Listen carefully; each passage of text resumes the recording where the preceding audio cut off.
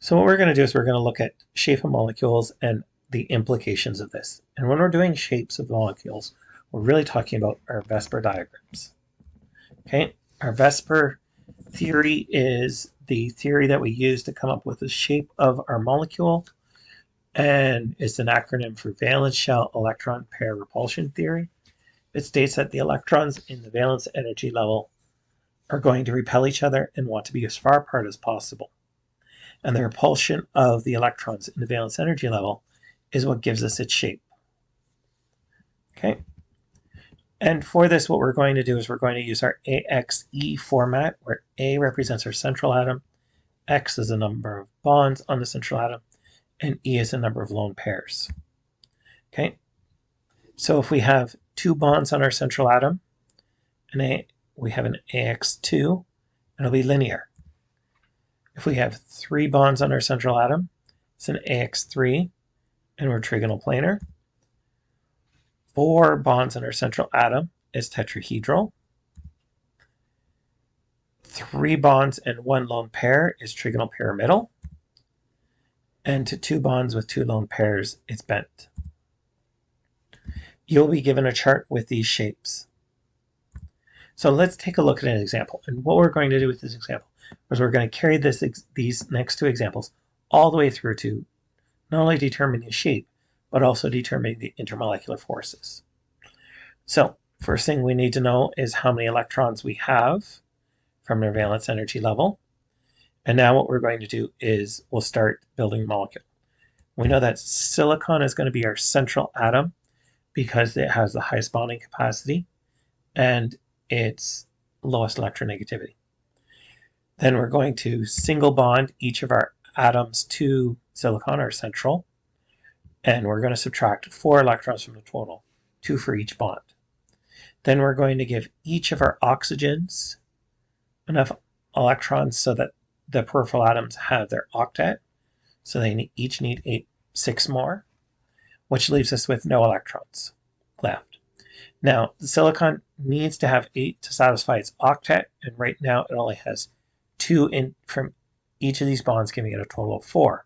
So as a result, a lone pair from each of the oxygens will move to be shared with the silicon, causing a double bond. Oxygen can only form 2 bonds max. That's why it's only 1 pair from each. So now that we have our Lewis structure, we can then look at our chart for our AXE, and we can see that we have 1 central atom with 2 bonding groups. We treat a double bond as if it's 1 bonding group. So therefore, we have AX2. We have 2 bonding groups, and it's a linear molecule. Okay, and so this is its shape. Now, how would we use its shape to determine its intermolecular forces? Well, if we take the shape, and the first thing we want to do is we want to look at the electronegativity differences of the atoms involved. And so if we look up the electronegativity of oxygen in our chart, 3.5, silicon 1.8, so we get a difference of 1.7. So that tells us that it's a polar covalent bond. So we're going to get a pull from silicon towards oxygen for each of the bonds. So we're going to get a polar bond pulled that way, a polar bond pulled that way. Because these 2 polar bonds are equal in opposite direction, they cancel out, and it's a non-polar molecule. Okay, so since it's a non-polar molecule, when we look at the intermolecular forces that it can only form London dispersion forces. It may be able to receive hydrogen bonding because I have 2 oxygen atoms that each have 2 lone pairs on them, but it can only form London dispersion. Let's take a look at a slightly harder example. So here we have acetic acid or ethanoic acid. Okay, and so we have 2 carbons, and whenever we have multiple carbons in a compound, the 2 carbons are going to be bonded to each other. So right away we know a little bit about its structure. We know that 2 carbons are going to be bonded to each other. They're going to be bonded to a couple other things, and I have a hydrogen out here at the front. Since I start with a hydrogen, it tells me it's an acidic hydrogen, and an acidic hydrogen has to be bonded to an oxygen. So these two things give me an idea of what's going on.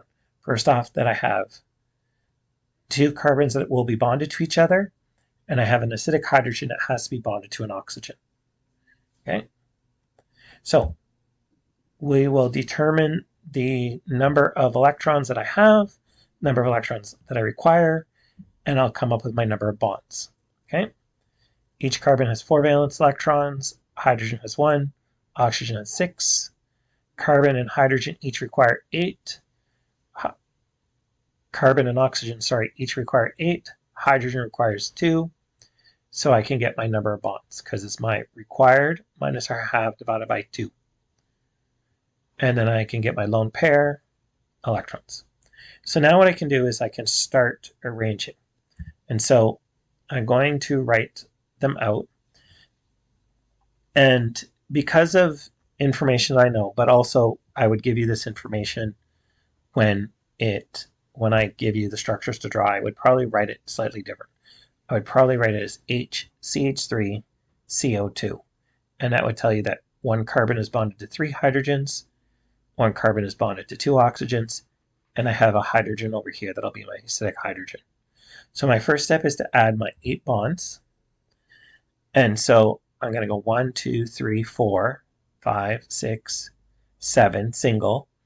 And then because carbon needs 4 bonds always, and oxygen needs 2 bonds always, I'll have a double bond between this carbon and this oxygen. And then I'll add my lone pair. So now I have my shape of my molecule, and I can start, my Lewis structure of my molecule, and I can start determining my shape. Well, the first thing I want to notice is that I have 3 central atoms. Any atom bonded to more than one other atom is considered a central atom. So since I have 3 atoms bonded to more than one atom, they're each central. And so therefore, I would have to determine the shape around each of them independently. So if I look in my chart, so my first central atom, the carbon, has 4 bonds, so I have an AX4, 4 bonding groups.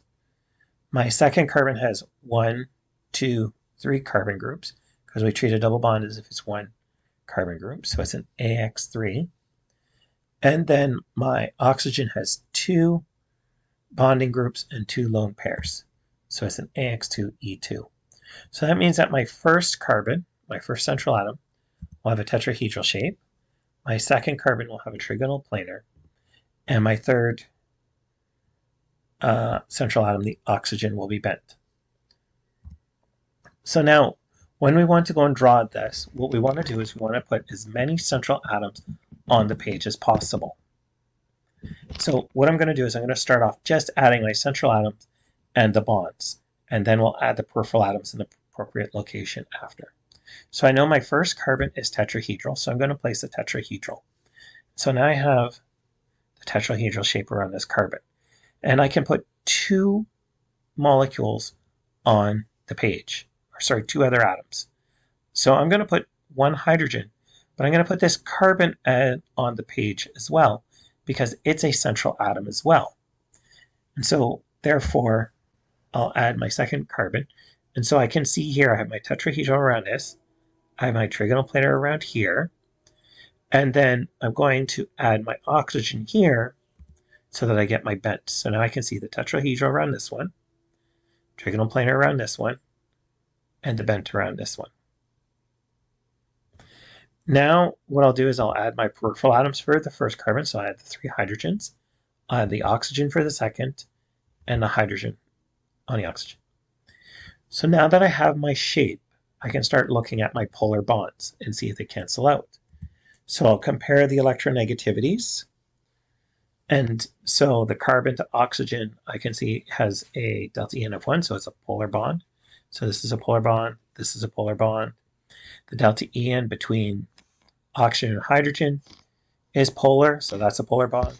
I'm not checking carbon to hydrogen because I'm going to remember that it's a non-polar bond, so I never have to check carbon to hydrogen. So then I'll add my vectors for my polar bonds, and then I'll see that because I have a pole this way and and a pull that way on this central carbon, it's not going to cancel out, and I'll have a net approximate like that.